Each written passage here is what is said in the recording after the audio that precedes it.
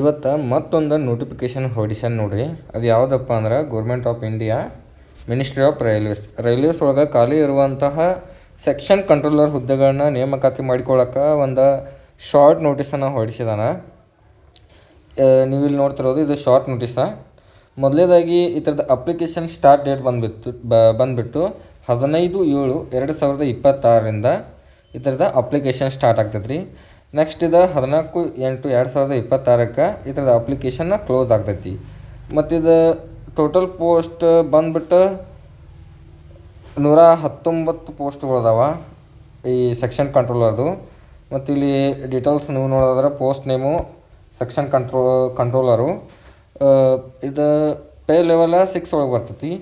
ಇದ್ರದ್ದು starting payment 35,400 ರೂಪಾಯಿಂದ ಈ ಥರದ ಪೇಮೆಂಟ್ ಸ್ಟಾರ್ಟ್ ಆಗ್ತೈತೆ ರೀ.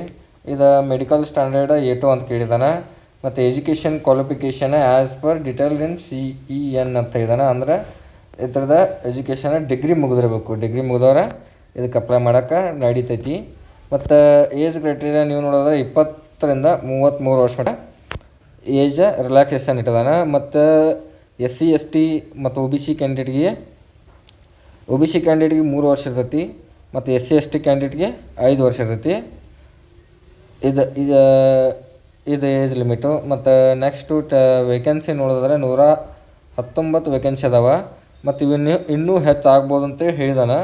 ಇದು ಸೆಂಟ್ರಲ್ ರೈಲ್ವೇದಿಂದ ಬಂದಂಥ ಒಂದು ಶಾರ್ಟ್ ನೋಟಿಫಿಕೇಷನ್ ರೀ. ಇನ್ನೂ ಈ ಥರದ ಫುಲ್ ಡೀಟೇಲಾಗಿ ನೋಟಿಫಿಕೇಷನ್ ಅನೌನ್ಸ್ಮೆಂಟ್ ಮಾಡಿಲ್ಲ. ಅದರೊಳಗೆ ಸೆಕ್ಷನ್ ಕಂಟ್ರೋಲರ್ ಇದು ಚೇಂಜ್ ಆಗ್ಬೋದು, ಅಂದ್ರೆ ಹೆಚ್ಚಿನ ಪೋಸ್ಟು ಆ್ಯಡ್ ಮಾಡ್ಬೋದು ಇದಕ್ಕೆ. ಮತ್ತು ಇದು ಪೋಸ್ಟಿಗೆ 119 ಅದಾರಲ್ಲ ಅವ್ನು ಇನ್ನೂ ಹೆಚ್ಚಿಗೂ ಮಾಡ್ಬೋದು ಅಥವಾ ಕಡಿಮೆನೂ ಮಾಡ್ಬೋದು. ಇದು ಓನ್ಲಿ ಶಾರ್ಟ್ ನೋಟಿಸ್ ಐತ್ರಿ. ಇನ್ನೊಂದು ವಾರ ಒಳಗೆ ಅದನ್ನು ಫುಲ್ ನೋಟಿಫಿಕೇಷನ್ ಬಿಡ್ತಾನು. ಅವಾಗ ಮತ್ತೊಂದು ಡೀಟೇಲಾಗಿ ವೀಡಿಯೋ ಮಾಡ್ತಾನು. ಕ್ವಾಲಿಫಿಕೇಷನ್ ಏನು ಬೇಕು, ಮತ್ತು ಟೋಟಲ್ ಪೋಸ್ಟ್ ಎಷ್ಟು ಅದಾವು, ಮತ್ತು ಸೆಲೆಕ್ಷನ್ ಪ್ರೊಸೆಸ್ ಹೆಂಗೆ ಇರ್ತೈತಿ ಅದರದ್ದೆಲ್ಲ ಡೀಟೇಲ್ ನೋಟಿಫಿಕೇಷನ್ ಬಂದ ನಂತರ ವೀಡಿಯೋ ಮಾಡ್ತಾನೆ ರೀ. ಮತ್ತು ಏನಾದ್ರು ನಿಮ್ಗೆ ಆಫಿಷಿಯಲ್ ನೋಟಿಫಿಕೇಷನ್ ಬೇಕಾಗಿತ್ತಂದ್ರೆ ತಳಗೆ ನಮ್ಮದು ವಾಟ್ಸಪ್ ಚಾನಲ್ ಲಿಂಕ್ ಐತಿ, ಅಲ್ಲಿ ಬಂದು ಜಾಯಿನ್ ಆಗಿರಿ. ಈ ಥರದ ಆಫಿಷಿಯಲ್ ನೋಟಿಫಿಕೇಷನ್ ಸಿಗ್ತೈತಿ. ಮತ್ತು ಇನ್ನಷ್ಟು ಹೆಚ್ಚಿನ ಉದ್ಯೋಗ ಮಾಹಿತಿ ವೀಡಿಯೋಗಳಿಗಾಗಿ ನಮ್ಮ ಚಾನಲನ್ನು ಸಬ್ಸ್ಕ್ರೈಬ್ ಮಾಡಿರಿ.